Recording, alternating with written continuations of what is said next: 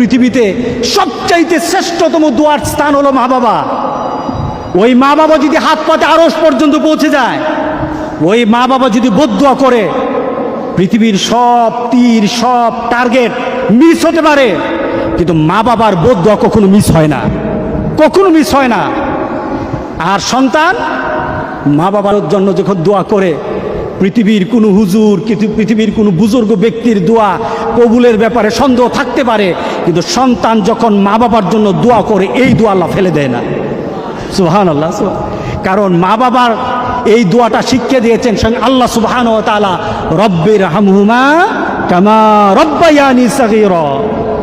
আপনি কবরে থাকবেন, আপনি প্রত্যেক নামাজে আপনার সন্তান দোয়া করবে আপনার জন্য, রব্বির হামহুমা কামা রব্বায়ানি সাগীরা। পড়েন, মা বাবার জন্য দোয়া করেন প্রতি নামাজে বলেন মা বাবার জন্য, রব্বির হামহুমা কামা রব্বায়ানি সাগীরা। আপনি দোয়া করেন, দেখবেন আপনার দোয়ার কারণে আপনার সন্তান আপনার জন্য দোয়া করছে।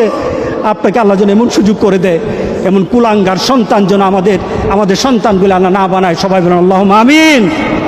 আপনার দালান, আপনার বাড়ি, আপনার সম্পদ, আপনার ব্যবসা, আপনার পৃথিবীর প্রতিপত্তি যত কিছু আছে, সব আপনি দুনিয়াতে ফেলেই চলে যেতে হবে, কিন্তু সন্তান কিন্তু আপনাকে ছেড়ে দিবে না।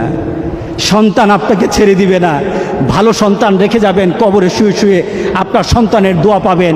খারাপ সন্তান রেখে যাবেন, কবরে বিপদ বিপদ বিপদ চলতেই থাকবে। আল্লাহ আমাদের সবাইকে হেফাজত করুক। আমিন বলি, আমিন বলি। আল্লাহু আল্লাহু আল্লাহ।